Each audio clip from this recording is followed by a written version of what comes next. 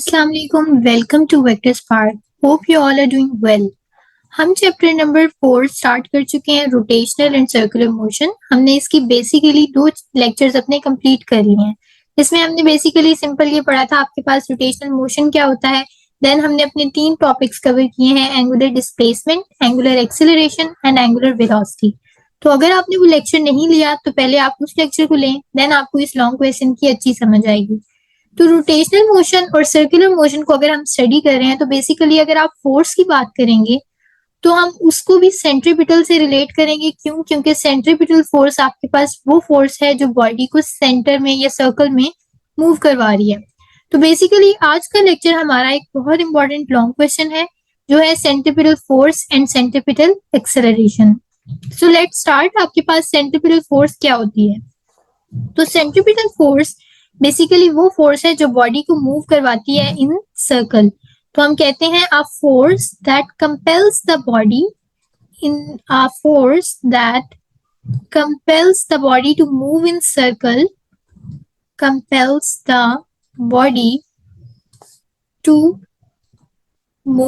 In circle is called centripetal force. तो आपके पास कोई तो फोर्स होगी ना जो ऑब्जेक्ट को सर्कल में मूव करवा रही है, यानी सर्कुलर मोशन करवा रही है। तो उस फोर्स को हम कहते हैं सेंट्रीपिटल फोर्स। अब अगर हम इसकी डिनोशन की बात करते हैं, तो अगर हम इसको रिप्रेजेंटेशन की बात करते हैं तो हम इसको किस सिंबल से रिप्रेजेंट करते हैं? तो बेसिकली क्योंकि ये फोर्स है तो इसकी रिप्रेजेंटेशन भी हम एफ से करते हैं, लेकिन साथ में स्मॉल सी लगाया जाता है। और वो क्यों लगाया जाता है? ताकि आपके पास डिफरेंशिएट हो सके फोर्सेस में। तो सी यहाँ पर बेसिकली क्या है? सेंट्रीपिटल फोर्स को रिप्रेजेंट कर रही है। तो एफ सी बेसिकली यहाँ पर इसकी रिप्रेजेंटेशन है।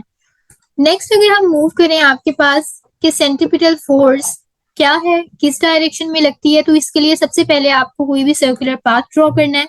और डायग्राम्स ड्रॉ करना लॉन्ग क्वेश्चन में तो और भी ज्यादा इंपॉर्टेंट और जरूरी है। आपने क्लियर और नीट डायग्राम्स ड्रॉ करनी है ताकि आपकी जो रिप्रेजेंटेशन है वो नीट लगे, और दूसरी बात आपके मार्क्स भी अच्छे आएंगे इससे। अच्छा, लेट्स से आपके पास ये जो सर्कल है इसका यहाँ पर सेंटर ड्रॉ कर लेते हैं हम, ठीक है। और इस सेंटर में हम ये सेंटर हमने क्यों ड्रॉ किया है ये मैं आपको भी एक्सप्लेन करती हूँ। तो आपने सबसे पहले ये देखना है कि आपके पास फोर्स की डायरेक्शन क्या होती है। ये जो सेंट्रीपिटल फोर्स है हमारे पास, ऑफ कोर्स ये एक वेक्टर क्वांटिटी है, तो इसकी कोई ना कोई डायरेक्शन भी होगी। तो बेसिकली आपने ये रखना है कि सेंट्रीपिटल फोर्स की direction always towards the centre of circle होगी। जहां से भी अगर आप सर्कल के किसी भी पॉइंट से आप इसको ड्रॉ करते हैं तो ये हमेशा कहाँ पे आएगी? Towards the centre of circle. तो इसको हम ड्रॉ कर लेते हैं हर पॉइंट से। बेसिकली मैं 4 पॉइंट से इसको ड्रॉ कर रही हूँ और एक्सप्लेन ये कर रहे हैं हम। सॉरी, ये थोड़ा सा टेढ़ा हो गया।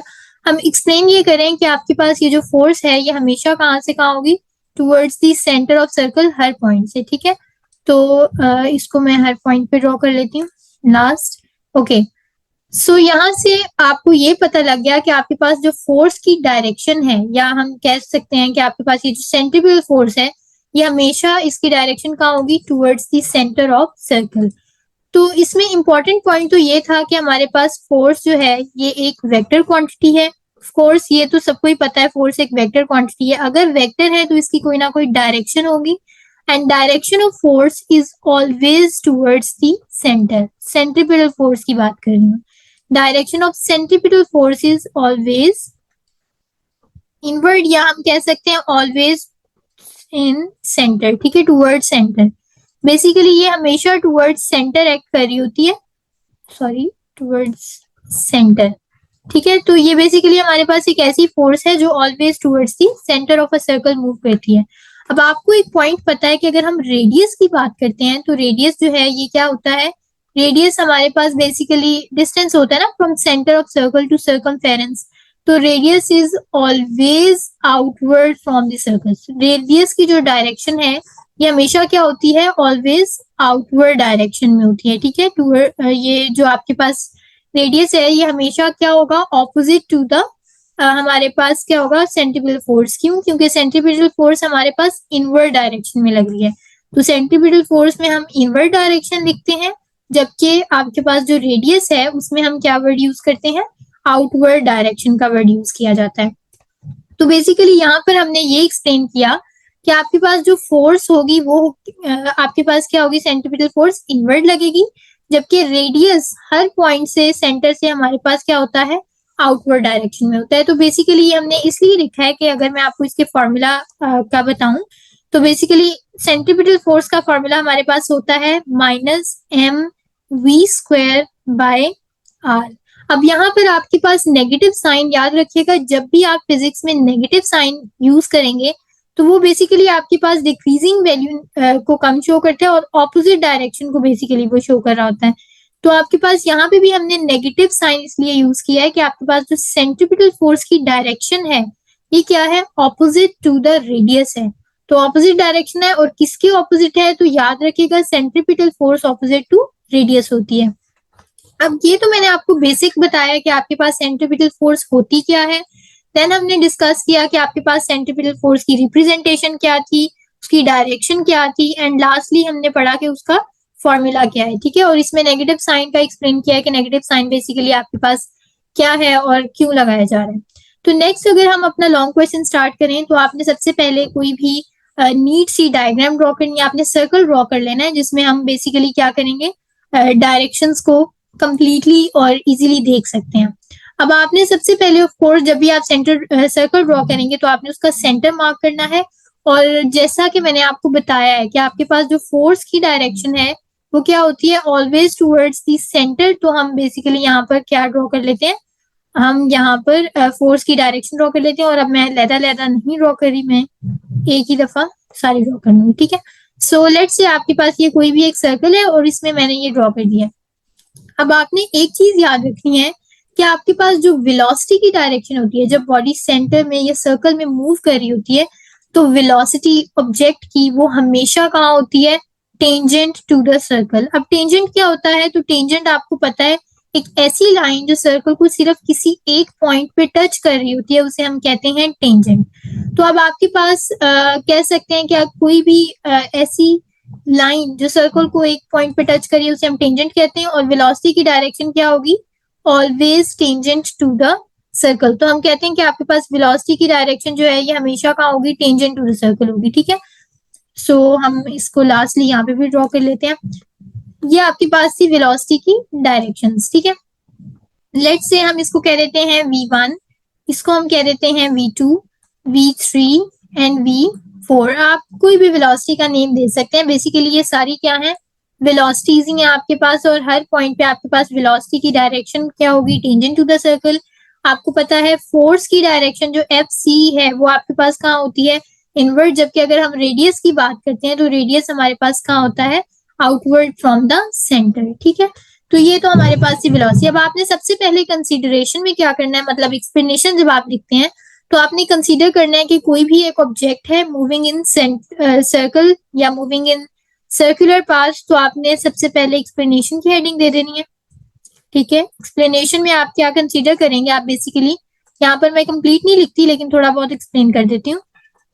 Consider an object moving in circular path, ठीक है। आप कोई भी ऑब्जेक्ट कंसीडर कर लें मूविंग इन सर्कुलर पाथ।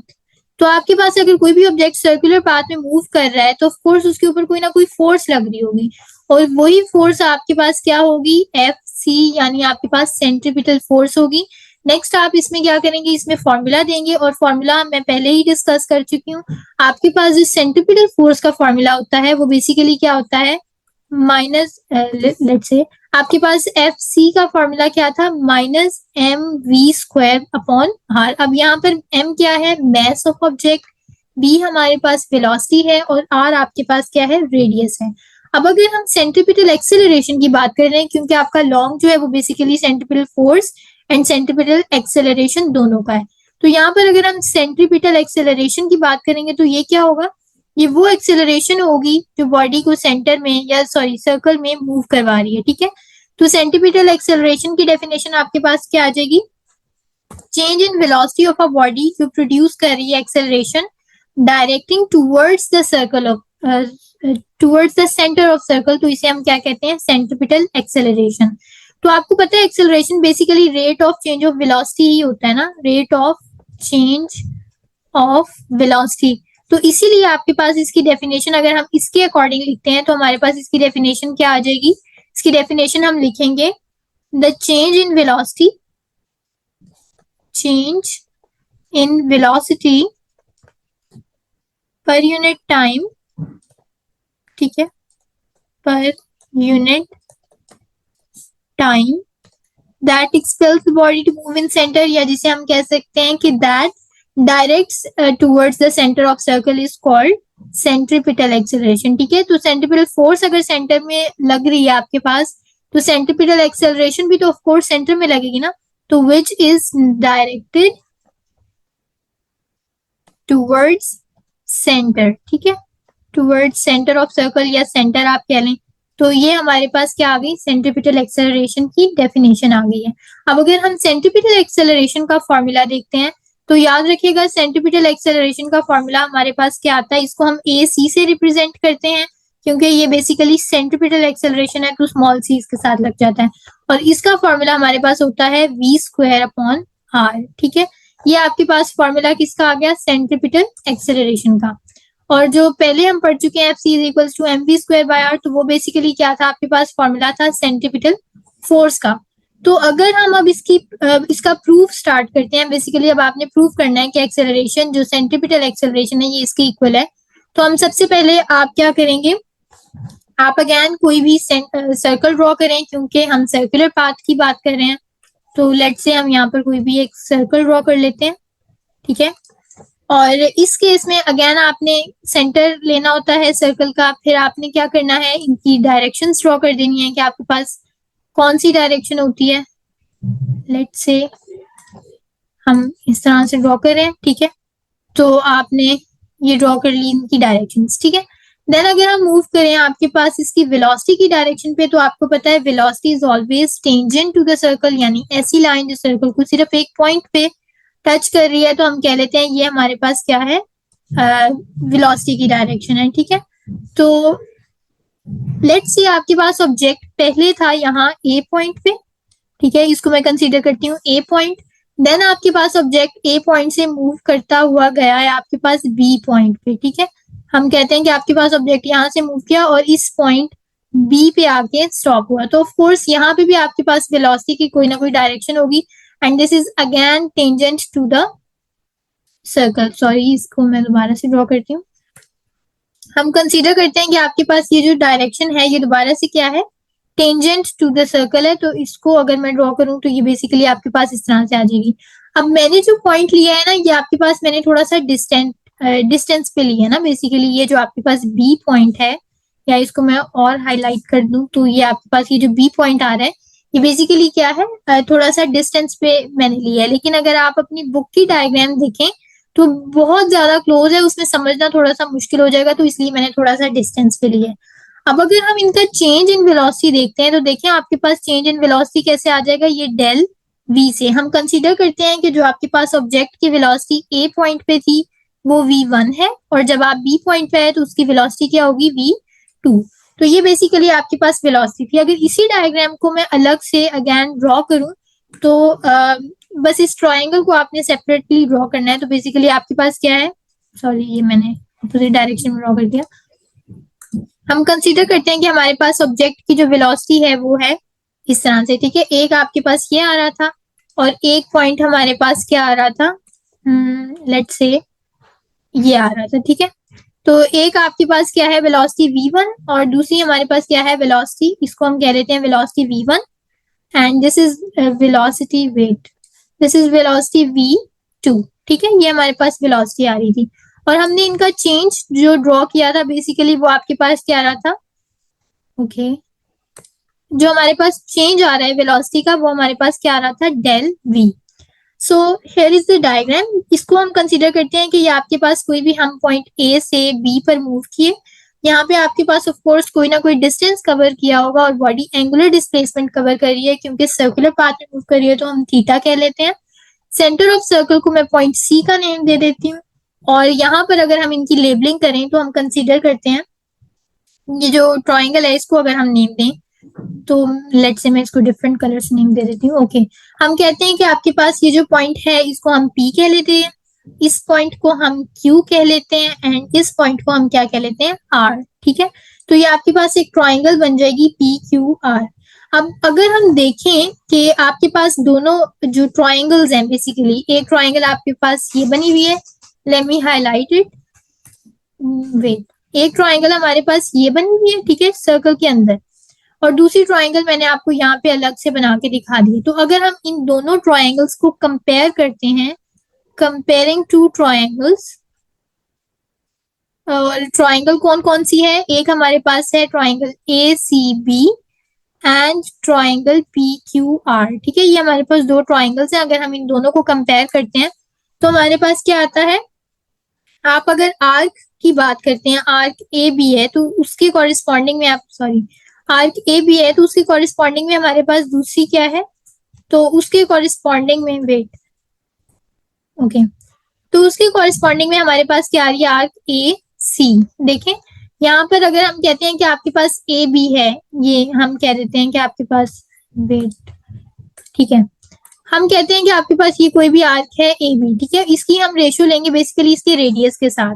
इसी तरह अगर हम नेक्स्ट पॉइंट पे मूव करते हैं तो नेक्स्ट पॉइंट में भी हमारे पास क्या आ जाएगा, हमारे पास QR अपॉन PQ आ जाएगा, ठीक है, पहले हमने एक ट्राइंगल का लिया, देन हम दूसरी ट्राइंगल का ले रहे हैं, QR अपॉन PQ। तो मैंने जो दो ट्राइंगल्स की बेसिकली सामने साइड्स थी ना, AB के सामने आप देखें यहाँ पर क्या है, हमारे पास PQR है ना, तो और यहाँ पर AC के कॉरेस्पॉन्डिंग अगर बात करें तो यहाँ पर हमारे पास क्या आ रहा है, PQ, सॉरी, AB के साथ QR आ रहा है।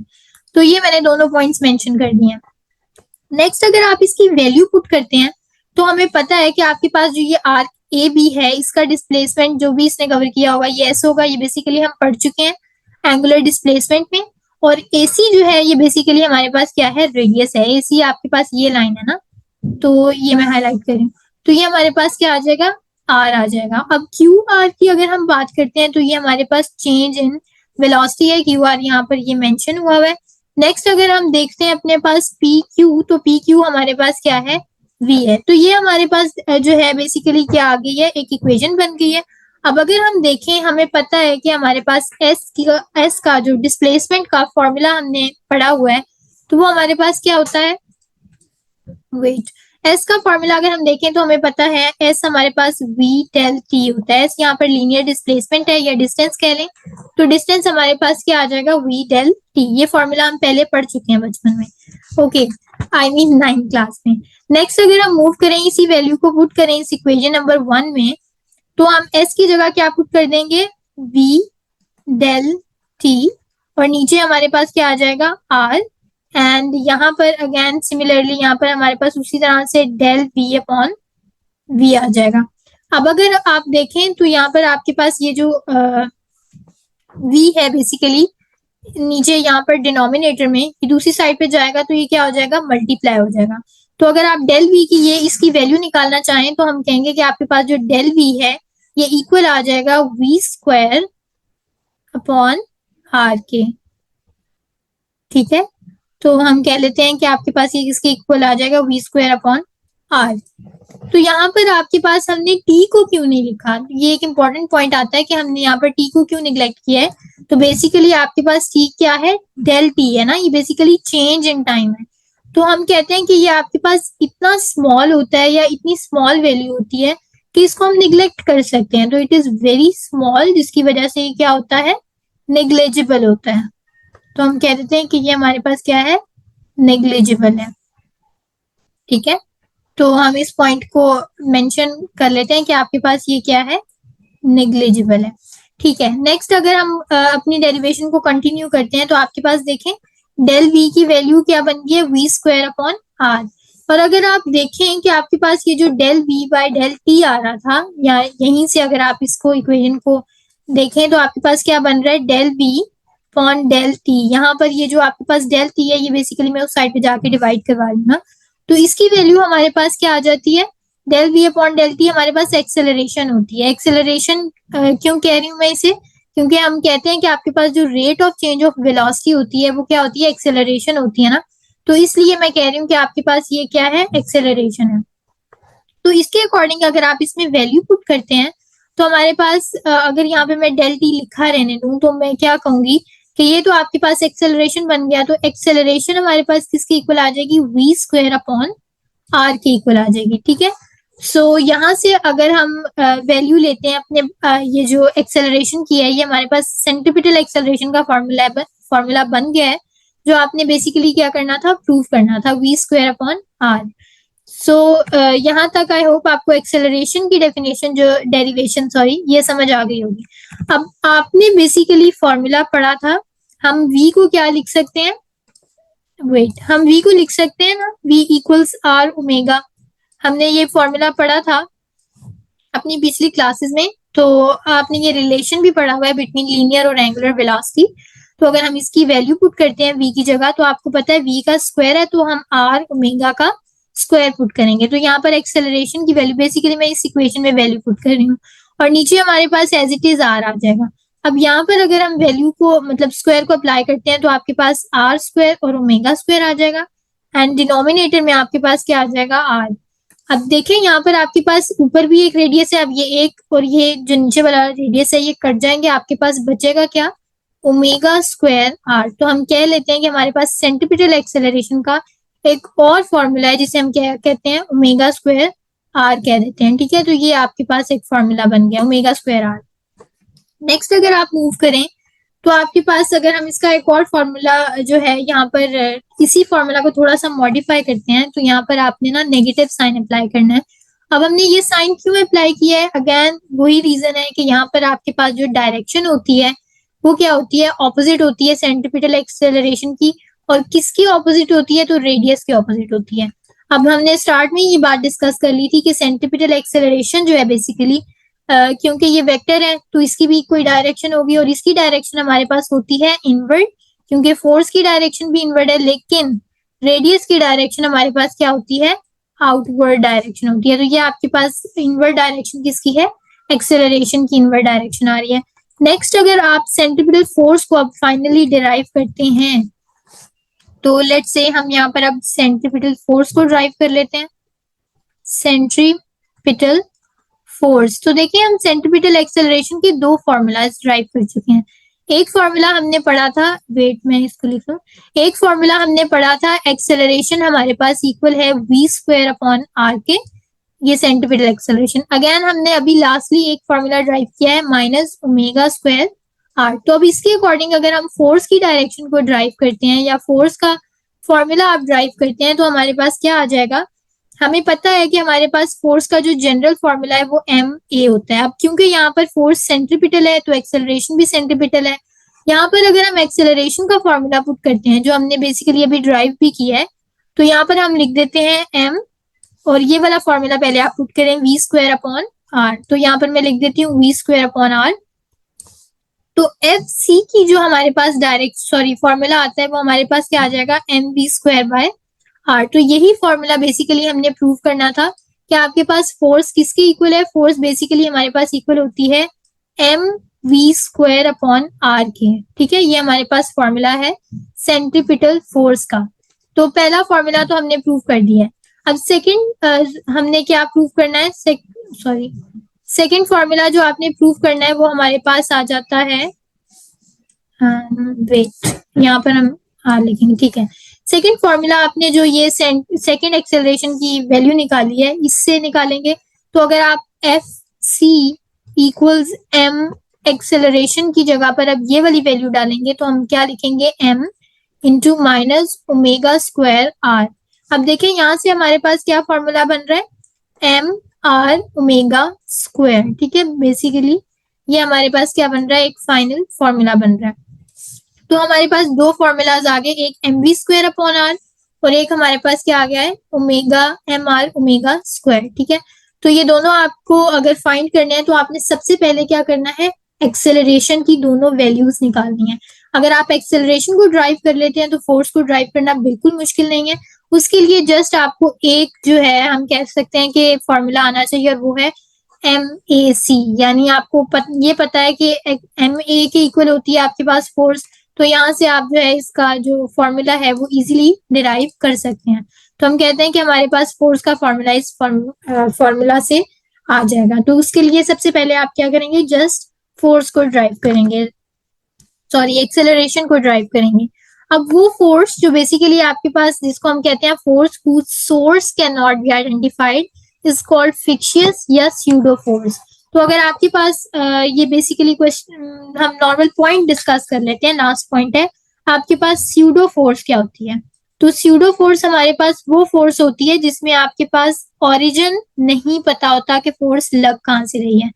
तो if you don't know the origin, आपको ओरिजिन की आइडेंटिफिकेशन नहीं है कि ओरिजिन क्या है, कहाँ पे है, तो हम कहेंगे कि आपके पास वो फोर्स कौन सी है, स्यूडो फोर्स है। तो अगर मैं इसकी डेफिनेशन लिख भी दूं तो a force whose origin is unknown is called pseudo force। ठीक है, जिसका ओरिजिन आपको नहीं पता कि वो फोर्स निकल कहाँ से रही है, तो हम कह देते हैं कि वो फोर्स हमारे पास क्या है, स्यूडो फोर्स, या इसका सेकंड नेम हम कह लेते हैं फिक्शियस फोर्स है। ठीक है, ये फिक्शियस फोर्स। तो ये था आपके पास आज का लेक्चर, जिसमें बेसिकली हमने सबसे पहले क्या डिस्कस किया है, हमने सेंट्रीपिटल एक्सेलरेशन और फोर्स को डिस्कस किया। अगर मैं लास्टली इसकी एग्जांपल्स करवा दूं आपको, तो इसकी एग्जांपल में हमारे पास क्या आ जाएगा, इसकी एग्जांपल आप बहुत सारी एग्जांपल्स लिख सकते हैं जिसमें भी ऑब्जेक्ट सर्कल में मूव कर रहा है। तो सबसे बेस्ट एग्जांपल हम पहले ही डिस्कस कर चुके हैं अपने लास्ट लेक्चर में, और वो क्या एग्जांपल थी, सोलर सिस्टम, या हम अर्थ की जो एग्जांपल ले रहे थे।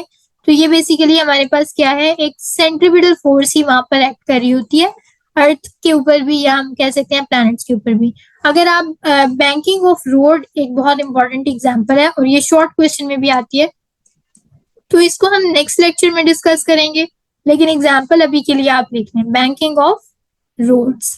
ठीक है, नेक्स्ट क्रीम सेपरेटर वगैरह, तो ये सारी आपके पास इसकी एग्जांपल्स हैं, तो आई होप आप इसे देख लेंगे। अब सेंट्रीपिटल फोर्स और एक्सेलरेशन, ये एक इंपॉर्टेंट लॉन्ग क्वेश्चन था। आपने सबसे पहले इसको लिखना कैसे, अगर मैं लास्टली आपको ये बता दूं, तो आपने सबसे पहले सेंट्रीपिटल फोर्स एक्सप्लेन करनी है कि सेंट्रीपिटल फोर्स होती क्या है।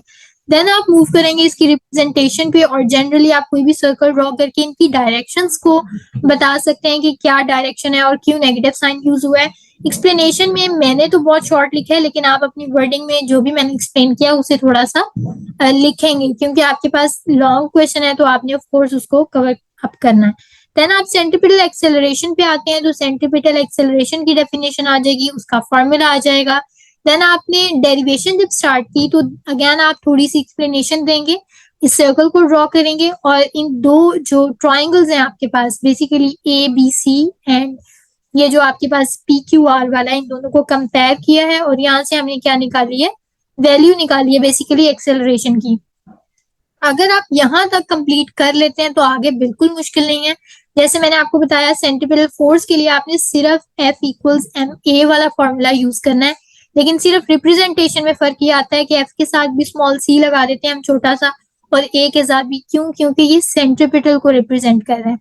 देन अगर आप इसका फॉर्मूला ड्राइव कर लेते हैं तो आपने सिर्फ एक्सेलरेशन की दो वैल्यूज जो फाइंड की हुई है वो पुट करनी है, तो आपके पास सेंट्रीपिटल फोर्स आ जाएगी। और लास्टली मैंने आपको जस्ट एक पॉइंट बताया कि स्यूडो फोर्स क्या होती है, ऐसी फोर्स जिसमें आपके पास ओरिजिन अननोन होता है, आपको ओरिजिन नहीं पता होता कि फोर्स कहाँ से आ रही है, और इसकी एग्जांपल्स।